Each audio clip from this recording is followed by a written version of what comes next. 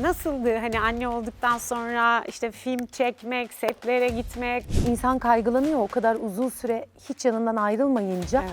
Acaba nasıl olacak, olacak mı? Oluyor. Prens'i de çektik. Orada da bir şekilde hallettik. Tabii Cansu'nun emeği burada, Cansu'nun annesinin emeği büyük. Ama ben elimden geldiği Bravo kadar. sana, çok iyi gidiyorsun.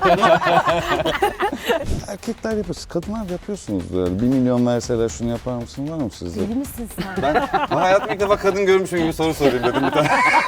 Ya merak ettiğin biri varsa bir gün sonra geri döneceksen. Evet, ben Ki merak veriyorlarsa ve bir şey de yapmamı istemiyorlarsa ben okeyim. yeni hayatın ya da insanlığın yeni bir Şöyle yani öğreneceksin. o okul fiyatlarını gördüğü zaman güçlenecek. Yani ben şu anda mesela Tutmak ona gerekiyor 4 elle bizi. sarıldım Kerem'e. O da bana 4 elle sarılacak. Çok eski bir dost edindik yakın zamanda. Yani cümleyi böyle kurabilirim. Valla ben de aynı şeyi söylüyorum. bir konuşuyorum ben, arkanızdan. daha Özür dilerim, haklısın. Pardon. Dedim ki ya yeter ya dedim, başlayacağım. Kendine gel sen. Evet, sürekli sette sarsmaya başladım. Birbirinize sarılışınızdan işte o aranızdaki iletişimden o görülüyor zaten. Bir Buradan sabah daha çok programı sunsak mı üçümüz? Sabah mı? 7'de. Çok eğlenceli. Çalar zaten. Yani. uyanmak sizin için problem değil. Biz kalkamamışız ama. Hani böyle Şapaklar var. ya.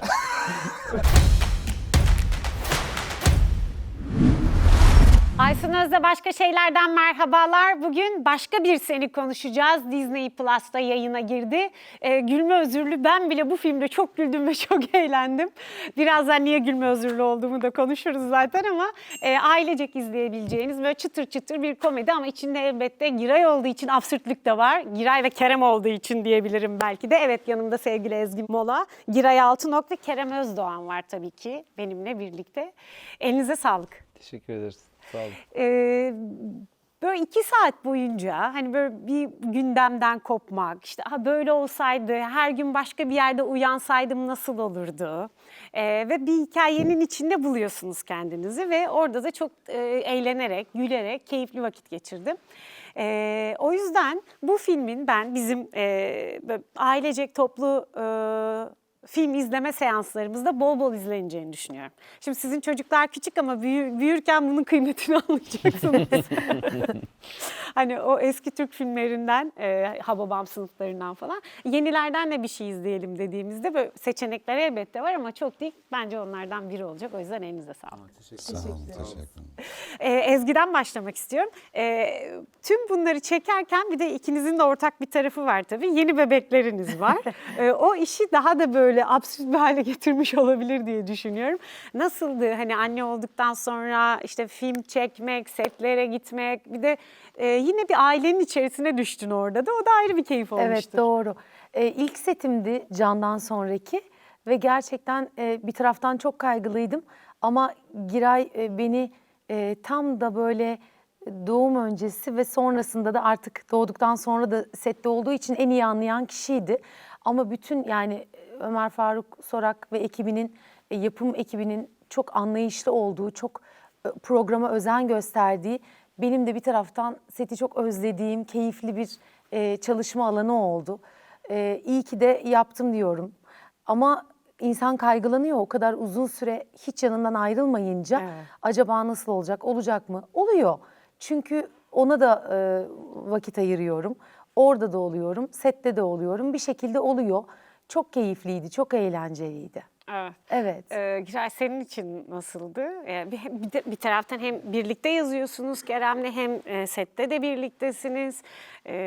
Bizim aslında aramızda şöyle bir şey var. 1 yaşına yaklaştı artık Ezgi'ninki. Bizimki 5,5 aylık oldu. Kerem'inkinin de doğmasına 4 ay, 4,5 ay falan kaldı. Öyle mi?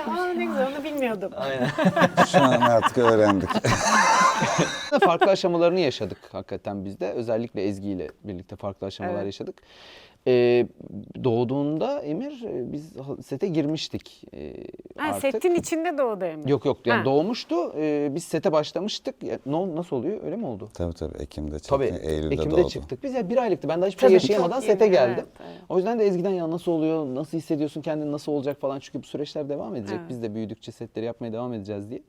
Sağ olsun o da bir şekilde hallediliyor dedi. Hakikaten şimdi biz sonra Prens'i de çektik. Orada da bir şekilde hallettik. Tabii Cansu'nun emeği burada, Cansu'nun annesinin emeği büyük. Ama ben elimden Annem geldiği Bravo kadar. sana, çok iyi gidiyorsun. Kimseyi unutmayın. Kendi annem de tabii ki bambaşka. Uzaktan o da motivasyon. Ya bir şekilde büyüyecek bu çocuk ya. Ben niye girdim bu topa şimdi? O yüzden de zor oldu ama başarıyoruz vallahi. Bir şekilde yoluna rayına oturuyor çok şükür. Evet. Şimdi 5,5 aylık, işte daha 9... Benim de 15 aylık oldu. 15 Evet, aylık. evet. Daha işte doğacak olanlar var tabii setin içerisinde Tabii. de. Tabii, kim bilir. Ondan sonra kim bilir neler olacak tabii ki. Bir de bir taraftan sette de çocuklar var. Hani o aslında böyle şey çok iyi tamamlanmış o süreç gibi de görünüyor bir taraftan. Bir de evet, Çocukların 3 çocuklu bir aile Evet, üç oynuyorduk çocuklu. orada. Evet. Evet. Yani İyi. Niye Doğru üç filme çocuklu bir gelmiş. aile yazdın? Bence Ya Giray biz- da bunu bol bol düşünüyor. Ama Hayır, biz- çok eğlenceli oldu. tabii 3 çocuk yazmamamız gerektiğini sette anladık ama hatırlıyorsanız. Ya en azından yaş aralığını Yani- Giray'la birlikte tecrübe ettikçe kolay olmadığını. Çünkü çocuk oyuncuyla çalışmak zor bir şey. Onun konfor alanını doğru bir şekilde tutabilmek. İşte uyku saatleri var, yemek arası var, onun bir düzeni var. Dolayısıyla böyle 2-3 yaşlar kritik yaşlarmış. Biz de bunu tecrübe ettik aslında hep birlikte. Evet evet. Çok Yani önemli. Çok öğretici bir set olmuş Gerçekten bence. çok öğretici. bir set Öyleydi. oldu. Eğlenirken öğrendik ayrıca. Çocuk nasıl yetiştirilir diye. Hem Aynen, birbirimizden hem setteki çocuklar. Ama kendi iletişimimizde de bir mutlu olduk. Gayet güzel iletişim kurduk yani. Çok O iyi. önemli. O terrible two dedikleri şey var ya. Evet, Bizim 2 yaşında bir oyuncumuz vardı bizim Evet. sette. En küçük çocuğumuz oynayan. Mesela orada anneliği çok hakikaten işe yaradı. Yani kendi çocuğundan edindiği tecrübeyle ona yaklaşma. Bende o yoktu. Benim daha bir aylık sende de oğlum. vardı. Seninle çok güzel iletişimi vardı. İlk gün. İlk Yani ilk gün oyuncak verdik ona, ondan oldu. Sonra bir daha çok şey olmadık ama çok güzel tamamladı vallahi hepsi çocukların. Ezgi sağ olsun bu konuda çok iyiydi. Yani. Estağfurullah. Tam konsepte uygunmuş. Hem hayatınızdaki Öyle, konsept, çok paraleldi, çok haklısın. paralel gitmiş. O yüzden de bu kameraya yansımış yani. Çok da bayağı böyle aile gibi. Her ne kadar hani durum absürt olsa da orada o aile gibi olduğunuz zamanlarda, şimdi spoiler da vermeden konuşayım diye de düşünüyorum ama o geçiyor. Yani bir şekilde güzel. o setin havasını hissettiriyor. Ben her yapım bence bir enerji veriyor insana diye düşünüyorum. Yani çocukların ne problemleri, derdi oluyor bilmeden ona dahil olan insanların başına gelen şeyleri anlatıyor film. Biz de aslında çocuklarımızın yaşları henüz orada olmadığı halde onları oynayan insanlar olarak biraz da yazdığımız şeyleri tecrübe etmiş de olduk aslında. Evet, aynen. Peki niye Kerem'le ikinize soruyorum? Böyle bir senaryo nereden aklınıza geldi? Evet, sizin hani böyle absürt şeyleri sevdiğinizi biliyoruz. Bunları yazmayı sevdiğinizi de biliyoruz ama mesela filmle ilgili benim ilk tespitim hani izlemeye başladığımda değişik bir şey ya, değişik bir kafa bu diye baktım ve izledim. Ne olacak acaba şimdi? Zaten daha ilk saniyelerde şöyle dan diye kalıyorsunuz falan diye. Hiç beklemediğim bir anda geldi o sahne. Çünkü şeyini de izlememiştim. Genelde bazen izlemek istemem trailer'ı. Fragmanı izlemek istemem. Direkt eğer izleyebiliyorsam direkt izlemek isterim. Öyle oldu ve çok da hoşuma gitti. İyi ki izlememişim, burada böyle Ne bir güzel şokla olmuş. karşılaştım falan diye. O yüzden de hani o hikayeyi sorayım. Her gün başka biri olarak uyanma fikri de bence eğlenceli ama burada tabii farklı şeylerin hallerini görüyoruz. Bunu Kerem anlatsın. Ben çünkü çok geçmişe dayalı şeyler anlatırken yanlış bilgiler veriyorum. Sonra bir yerde düzeltmek zorunda kalıyor Başla Kerem. bakayım nasıl anlatacaksın? Çok merak ediyorum. Biz yıllar evvel yazdık filmi deyip Kerem'e devrediyorum. 2016 yılıydı o zaman. olmuş Buyur Buradan Bak yapıyorduk ve o bitmişti. Giray'ın işte Kadıköy'de evine geldim. O da uyumuş yazın sıcağında. Bir tane deri koltuğu vardı ve halüsinasyonlar görmüş, kafası bulanmış. Şey dedi, ya dedi çok uyandım dedi, böyle gözü açtım bir anda dedi şeyi algılayamadım dedi.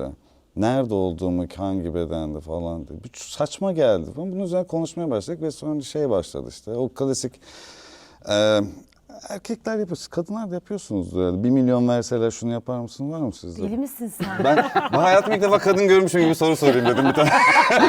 Çok yapıyoruz hem de. Tabii. Öyle bir muhabbet başladı. Çok eğleniriz. Bunu biz aramızda da yaparsak çok seviniriz.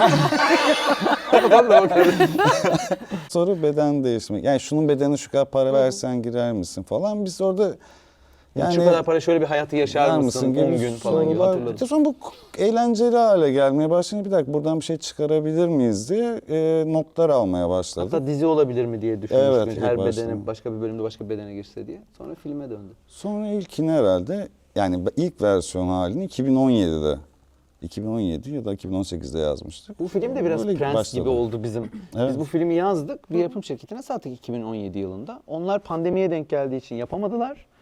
Sonra bize geri döndü. Biz başka bir yapım şirketine filmi tekrar verdik. Onlar da yapamadılar. Dedik ki artık o zaman ortada kalacağını biz yapalım. Ve ta oradan beri bir Böyle serüven hakikaten. bütün Türkiye'yi okutmayı planlıyorduk aslında çekmeden ama Aslında çok yapım şirketi gitti ve çok insan okudu. Yapmasak mı dedik hani bu sanki hani daha önce yapılmış gibi. Ki bu bir tür Evet. beden değiştirme Daha filmleri. önce çok var. yapıldı Amerika'da. Hatta ülkemizde de yapıldı. Evet, evet. O yüzden de sevdiğimiz de bir tür. Biz o türe bir bakış açısı getirelim istedik. Ama sizin yaptığınız versiyonu farklı. evet. Neticede Evet, yapılıyor bu tip şeyler ama hani o versiyon ve bir ailenin içerisine düşmek. Yani absürt bir durumu bir aile hikayesiyle birleştirme Evet. fikri benim Genelde hoşuma böyle gitti. bir şey yaşıyorsa birileri hiç olmayacak bir yerde uyanır Evet. ve o hikaye kral olur bir yerde Evet, onu izleriz aynen. falan ama biz hani, tamamen bir aile bakabilecekler mi durumuna. yani. herhalde de tasarruf yaptık yani. Hayalde de yapımcıyız dedik yani. Ne kralı ya işte İstanbul'da bir aile efendim. 3 çocuklu. Yani işte aile filmine buradan bakmak Aynen. absürt geldi bana Evet. biraz doğrusu. O yüzden o kafayı sevdim. Evet, Yani süper. o bakış açısını sevdim ve biraz şeyde gerilmedim değil. Şimdi her gün başka bir bedende uyanıyorsunuz. Bu çok keyifli, çok eğlenceli. Yeni hayatlar tecrübe ediyorsunuz. İster miydiniz bu arada bunu yaşamak? Ben istemezdim. Nasılmış yaşamış hali? Ben istemezdim ya. Aslında Çünkü film de onu anlatıyor zaten. Ya bir gün Evet. bir tanesinde. Yani bir ceza mı lütuf mu şeyi aslında bu olay. Her gün çok zengin uyanmak da bir şey demek değil ki. Çünkü onu hemen bırakıyorsun. Orada Evet. edindiğin hiçbir anı biriktiremezsin artık hayatında. Çok kötü bir şey bu yani. Ya merak ettiğim biri varsa bir gün sonra geri döneceksem Evet, ben Bir de. milyon da merak veriyorlarsa Ve bir şey de yapmamı istemiyorlarsa ben okeyim. bir sürü şartı sıralıyor ama değil mi? Çok canım yanmayacak. istediğin zaman geri dönebileceksen falan. Evet. Oldu. Ve biraz meraklı olduğum Evet. için böyle bir hani ya böyle bir fırsat varsa bir günlüğüne çok böyle merak ettiğim, hayatını merak Evet. ettiğim birinin gününü yaşamak isterdim açıkçası. Evet, ben de isterdim. Yani birkaç şeye okey dedim. Evet. Onun Para çok istemeden kötü bir yapabilirim. gününü yaşayabilirsin. Evet. Yani adamın mesela 360 tane nefis günü olur. Çok kötü bir gününe sen denk gelirsin. O yani. gün hemoroid. Ya uyanırsa da babası ölür o gün. Ya ulan buna mı denk geldi? öyle. Zenginliğimden faydalanamıyorum cenazede bütün gün. Seninki daha Bu kötüymüş. ne abi? Elon Musk oldum bir gün. Battı herif o gün. Ne yapacaksın? Herkes sana bağırıyor. O da şu an. eğlenceli bir gün olabilir ya. Evet. Elon Musk'ın batışı O tarihine güne bir denk gelmek. Tarihi bir gün. Evet. Güzel olurmuş bence. Atmaz o da. Tamam, Allah herkesin güzel. çarşısını pazar etsin diyelim dostlar. Yani Elon Musk da olsun. Evet uluslararası bir şirketteyiz şu anda. Durduk yere. Burada ortaklığı vardır. Ne diyor lan onlar benim filmimde, benim kanalımda falan gibi bir şey olmuş. Buradan ona da sevgiler. God bless you. Hani bunu da altarız. Ama oyunculuk da biraz öyle bir şey değil mi? Hani siz, yani benim öyle bir lüksüm yok. Her gün başka birini canlandırma. Hep Aysun'um ben maalesef.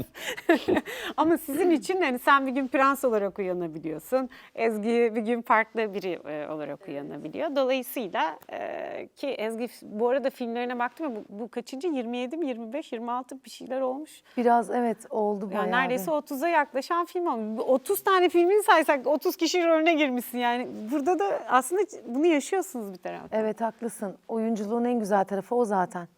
Merak ettiğimiz, görünce heyecanlandığımız tüm karakterleri değil mi Giray? Bu çocuk beni çok güldürüyor. Evet.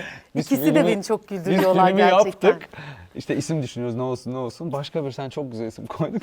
Ertesi hafta başka bir gün diye dizisi başladı ATV. Oğlum niye söylüyorsun? Benim dizimin adı farklıydı. O da Evet, değişmiş başka son bir gün. isim Dizinin vardı. adını koydular. Ben hemen yapımcımı aradım. Dedim ki benim filmimin adı başka bir sen. Evet ya biz de karar verip tanıtımı koyduktan sonra gördük. Dedim İkisi ki demek birbirine ki böyle hype'lar olması inşallah. gerekiyormuş. Ne Evet yapalım? evet başka bir gün başka bir sen. Yani baştan bilsem söylerdim. Çünkü Evet. yani sen gün başka bir Ne olacak diye bilmiyorum. değil. Evet aynen. Unutmuyorlar işte seyircimiz de bu İşte şekilde. film değil Allah'tan o zor olurdu. Benimki Tabii. de başka şeyler. Mesela? Başka çok hoşuma gitmişti ama sonra baktım ya yakın bir sürü şey varmış. Artık dedik bir kere deyip devam ettik. O yüzden bazen öyle şeyler Evet. olabiliyor. Farkında olmayabiliyoruz ya Tabii. da öyle tesadüf Denk geldi denk yani geliyor. aslında evet. Evet aynen öyle. Kerem Giray'la çalışmak nasıl?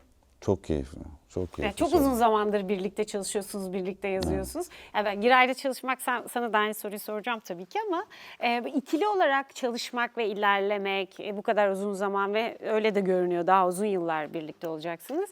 Çok da kolay bir şey değil. Ama hani o kadar eski zamanlar, bir de herhalde çok en başından beri birlikte olduğunuz, zorlu zamanları da birlikte atlattığınız için hani çok da güçlü bir dostluğunuz var. O yüzden mi böyle? Yoksa aslında çok zıt karakterlisiniz, farklı açılardan görüyorsunuz, dünyaya farklı yerlerden bakıyorsunuz. O yüzden mi böyle başarılı? Vallahi yani klişe tabir olarak hani zıt kutuplar falan değil aslında. Yani ikimiz de birbirine yakınız, ikimiz de birbirimizden o kadar uzağız insan tip olarak ama herhalde burada şey yapan şey, bir karar merciğine ihtiyaç duyuyoruz. Bir hikayelerimizi paylaşırken ya da bir işte çalışırken. O da karar veremiyor, ben de karar veremiyorum ve ikimiz de karar veremediğimiz anlarda diğeri veremediğini anladığı için bu olsun diyor. Böyle birbirimizi tamamlıyoruz ve de yani tek motivasyonumuz eğlenmek. Yani şey diyoruz, yani bir fikir ortaya atıldığı zaman bir proje bazında hoşumuza gitmediğine direkt söylüyoruz. Yani ben bunda eğlenmem, ben bunda yararlı olamam diye. O yüzden birbirimizi o konuda iyi tamamlıyoruz. Yani eğleniyoruz yaratırken ya da böyle bir şey kasmıyoruz. Hadi çalışmamız lazım diye bir şeyimiz yok. Haftada toplasanız herhalde 3 ya da 4 gün çalışıyoruz. Yani Yazım süreçte. yazım süreçte. O da yani oturup ofise gelip bunun yaklaşık işte 8 saat ofisteysek diyelim bir şeyde, 6 saati işte sana 1 milyon verseler şunu yapar mısın? Valla böyle geçiyor. 2 saati verimli bir çalışma. Son 2 saat ya bir şeyler bulalım artık da geçiyor. Yani aslında o geçen 6 saat Üretim yani sürecine üretim dahil. dahil olan bir şey oluyor. Ama oradan mesela bir Var Bunlar bölümü çıkıyor. Orada Evet. bütün şakalaşmalardan. Evet. Yani aklımızda kalan her şeyi o 2 saatin sonunda hadi bunu bir bölüme çevirebiliriz biz durumu oluyor. Ya o yüzden çok keyifli. Yani birbirimize öyle sıkma, kasma, hadi çalış, yaz falan şeyimiz yok yani. O yüzden öyle yani. Çocuklar olduktan sonra bunlar değişecek mi? Bence daha da güçlenecek. Yeni hayatın ya da insanlığın Evet. yeni bir Şöyle evresi yani o belirleyeceksin. okul fiyatlarını gördüğü zaman güçlenecek. Yani ben şu anda mesela Tutmak ona gerekiyor 4 elle bizi. sarıldım şöyle. O da bana 4 elle sarılacak. Çünkü yani birlikte üretmek çok çalışmamız zor bir lazım. şey. Hakikaten şaka bir yana çok zor bir şey birlikte öğretmek ama biz sistemi bulan şanslılardanız yani. O hakikaten çok zor. Ama makine çalıştığı zaman da durmaz yani. Evet. Bir de birbirinizi iyi çözmüşsünüz bence. O yüzden de onun üzerinden gitmek, çok tecrübe etmişsiniz, çok yazmışsınız, çok zaman geçirmişsiniz. Şimdi onun meyveleri toplanıyor gibi geliyor Çok bana. yazdık, çok da yazdıklarımızı elimizde bekledik de yıllarca. Yani o şeyi de paylaştık. O olmayan zamanı da birlikte paylaştık. Ne olacak şimdi zamanlarına. O yüzden oldu şimdi zamanları çok daha keyifli tabii. Evet. Daha kolay buralar yani. Ezgi, senin için nasıldı? Benim için çok gerçekten İkisiyle keyifli ve konforlu bir alandı. Çünkü onların birbirini bu kadar iyi biliyor olması, yaptıkları şeyden bu kadar emin olmaları, neyin olmasını istediklerini, neyin olmasını istemediklerini biliyor olması benim de çok sınırlarımı belirliyordu orada. Dolayısıyla çok sorduğum sorulara hemen net cevaplar alabildiğim, dolayısıyla oynarken de çok sıkıntı yaşamadığım, acaba bunu böyle mi yapsam böyle mi diye çok da ikilemlere düşmediğim çok eğlenceli bir setti. Bir de ne mutlu ki enerjimiz de birbirimize iyi geldi. Sette beklediğimiz anlarda da birçok paylaşımımız oldu. Keyifli vakit geçirdik. O süre de çok güzel geçti. O yüzden de iyi ki bu işin içinde oldum diyorum başından beri. Sete gittiğim günden beri. Ömer Faruk Sorak da gerçekten çok tatlı bir yönetmen. Çok Evet. yani bu işin piyasada bizim sinema ve televizyon piyasasında, reklam piyasasında en hatırı sayılır isimlerinden birisi kendisi. Ben ilk defa çalıştım, çok eski tanıdığım halde. Onun ekibiyle çalışmak da çok keyifliydi. Her anlamda benim için gerçekten özlediğime değdi diyeceğim kadar eğlendiğim, mutlu olduğum, tür olarak da çok özlemiştim. Romantik komedi filminde oynamayı çok özlemiştim. Tam öyle bir filmdi. İkisine de burada da teşekkür ederim. Her programda edeceğim teşekkürümü. teşekkür ederiz. Hakikaten şanslıyım. Çok mutluyum o yüzden de. Ve romantik komedinin ve böyle özellikle de aile filmlerinin yeri daha ayrı mı? Yani mesleki tatmin olarak hem seyirciyle iletişim olarak hem de sizin kendi işte o filmografinize koyacağınız yer olarak da farklı bir tadı, bir hazzı oluyor mu sizce? Var bence. Her filmin vardır ama sanki bu birazcık daha. Ben Yeşilçam izleyerek sevmiyorum büyüdüm. falan Evet. dizisi. Hiç hoşlanmıyorum. Ne o, aileden mi? Romantik komedilik. Ben seviyorum. Biz Yeşilçam izlediğimiz için, genel olarak öyle büyüdüğümüz için orada bir tat kalıyor. O şeyi yakalamak mümkün değil, tonu, ama bu döneme uyarlarken kendi tonunu oluşturmak güzel olabilir. O yüzden bizim ilk denememiz, bizim öyle çok aile filmimiz yok. Yok. Bir tane şu anda. Ama yani yazmak isteriz. Kerem çok şeyi sevmez. Romantikleşen, romantizm durumunu çok sevmez. Doğru, hatta oraya kayan şeylerde bence böyle yapmayalım dediği Evet, çok evet. yorumu vardı. Doğru. O kaygıyı çok iyi anlıyorum. Kötü olacak, çiğ duracak kaygısı oluyor onda ister istemez. Ya da klişe olmak Ya da klişeye belki, düşecek. ona düşmekten. İşte klişe olmayalım diye de yaptığımız şeyler. Yok, bence hiç öyle şey değil yani. Klişeden korkmak, yani şey, o romantik komedinin o salt melodrama kaçan bir hali oluyor. Yani öyle bir şey olmadığı için çok rahatım, gönül rahatlığıyla o konu söyleyebiliyorum. Yok işte onların hiçbirini yapmadığımız için Evet, zaten evet, filmi vizyona çıkarıyoruz. Evet ya. Yoksa doğru. durdururduk Bugün hakikaten. bu yüzden buradayız. Tamam. Yok, bence düşmemişsiniz. Olsaydı söylerdim. Evet, aile işini Düşmemiş. seviyoruz ya. Yani yaparız belki bir tane. Ya o biraz da şey, hani başta da söyledim ya, hani her yaşa hitap etmek, bir de kendi seyircini yetiştirmek. Hani sinema tarihinde hani en çok sevilen, en üzerinde ortak duyguda birleştiğimiz filmler onlardır ya genelde. Bence o toplumun iyileşmesinde yapı taşlarından bir tanesi gibi gelir sinema, müzik. Ya sanat bunun için çok önemli. Sinemada en çok ve müzik en çok kitleye ulaşanlar olduğu için hani Ertem Eğilmez filmleriyle büyümüş kuşak. Ya o zamanlar dünya ve her şey çok mu güzeldi, biz o filmlere bu kadar gülüyorduk ya da onlarla eğleniyorduk ya da hüzünleniyorduk. Hayır, ama onlar bizim için iyileşmek için iyi bir araçtı. Mavi Şimdi de bu Boncuk, filmler Mavi var. Boncuk filmine nasıl bir sinematik bakabilirsin? Bakamazsın abi. Onun salt evet. bir duygudan ibaret bütün film yani. Arkadaşlık, aile olmak yani bu o kadar. Yok buradan çekilseydi, böyle oynansaydılar falan orada işlemez. Yani o duyguyu yakalamak çok önemli zaten. Gerisi değil mesela. Yani bu da hani bana onu hissettirdiği için, hani öyle bir yere koyduğum için, başta da zaten oradan girdim. Hani beni yakalayan en güçlü taraflarından bir tanesi oydu. Bir de hani o kadar hani absürtlük içinde eğlenmek de çok keyifliydi bir taraftan. Bundan sonra birlikte planlar var mı neticede? Hani bu film dediğim gibi beğenilecek ve hani buradan bir yere gidecek zaten. Gideceği bir nokta var. Ama bundan sonra da hani şöyle bir yere gideceğiz, böyle bir şey yapacağız diye planlar, projeler var mı kafada? Biz Kerem'le devam ederiz diye Ya düşünüyorum. stokta da yani. vardır diye düşünüyorum şey bu yapmaya. arada. Hani sizin stoğunuz da güçlüdür. Var fikrimiz var ama Ezgi özelinde şunu söyleyeyim. Biz bir film yaptık ama çok eski bir dost edindik yakın zamanda. Yani cümleyi böyle kurabilirim. Valla ben de aynı şeyi Dur söylüyorum. bir konuşuyorum ben arkanızda. daha önce. Pardon.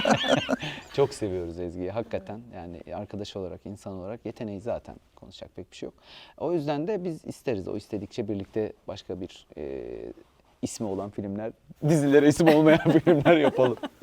Çok Ben de isteriz. aynı isteğim valla. Acayip iyi bir takım Arkalarından oldunuz. hep söylüyorum. Sanki çok eski bir arkadaşımla yıllar sonra karşılaşmışım gibi. Hakikaten öyle yani.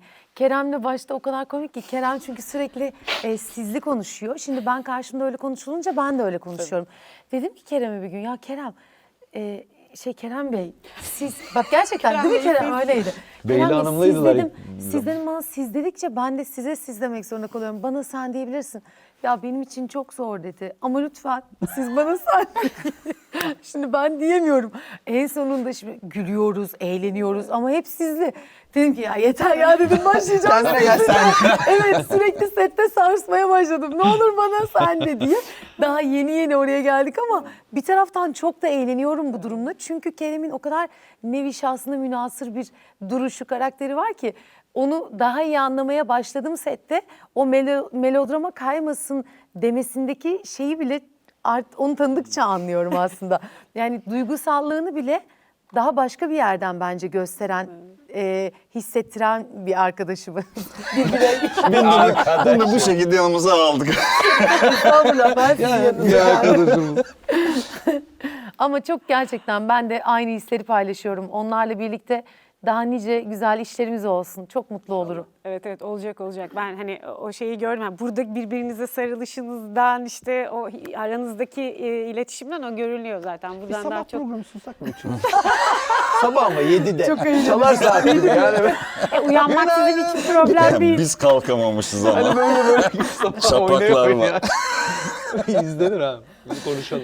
Uyanmak sizin için problem değil. Ben Çocuklar var. oynuyorum zaten. Ne zaman onun da uykusundan denk gelecek tamam işte. Bence olur bu iş. Olur, Tutar olur. yani. Peki son olarak şeyi sorayım. Neticede biz çok eğlendik izlerken. Çok beğendik. Ama bir taraftan da siz hangi sahnelerde çok eğlendiniz arka tarafta? Bütün sahneleri düşünüyorum. Bütün sahnelerde Birden eğlendiniz. Ya bir siz cevap çok vereyim. taze taze montaja arada bir girdiğiniz için hatırlıyorsunuz da ben Senin şimdi... kalmamış olabilir. Evet. Ben finalini seviyorum filmin. Eğlenme değil de Evet, final evet. sahnesi Final, çok evet. benim hoşuma gidiyor. Bir de başlangıcı. Ay ben de Başlangıçtaki başlangıcı çok hoşuma gidiyor. Evet. Ben de orayı çok sevdim. Başlangıç Hiç çok beklemediğim eğlenceli. bir yerde gerçekleşti o. Evet, beklemediğin gibi başlayıp beklemediğin gibi biten. Evet, bir film. beklemediğin Ya da aslında gibi. beklediğin gibi biten. Ya böyle olsa mutlu olurum dediğin bir final oluyor. Evet, filmin ama sonunda. ondan beklemiyorsun. Tabii. Normalde Spoiler bekleyeceğiz. vermeyeceğiz diye. Orada dört Evet, Türkçe evet. bilmek, ondan değil de öbürüne şey yapmak. Ya 3 sahne geldi, 3 de spoiler. Şey yapıyorum, o da olmaz, o da. Genelini seviyoruz ya. Ya sevdik. Ben bizim tanıştığımız günün ertesi gündeki böyle bir 3 dakika var. Çok seviyorum orayı. Evet. Evet Tamam, yani şimdi fragmanda da var. Kapıya Evet, gidene havaya kadar. kadar. Evet, Aynen. Çok hoşuma gidiyor orası. elinize sağlık. Sağ olun. Sağ olun, teşekkür ederim. Teşekkür ederiz. Daha nice yapımlarda sizi birlikte görmek dileğiyle. Çünkü ben çok sevdim ve çok keyif aldım birlikte olduğunuz bu projeden. Devamında geleceğini düşünüyorum. Gelsin de zaten. Ayrıca bu keyifli sohbet için de çok teşekkür ederim. Teşekkür Biz ederim. teşekkür Çok sağ olun. ederiz. Sağ olun. Sağ olun. Evet, yorum yapmayı, beğenmeyi, takip etmeyi, abone olmayı unutmayın diyerek unutmadan bunu söyleyeyim. Evet, başka bir Sen Disney Plus'ta yayında mutlaka izleyin. Zaten röportajdan da, sohbetten de ne kadar keyifli olduğunu, hatta daha da keyifli olduğunu ben buradan kefil olabilirim. İyi seyirler.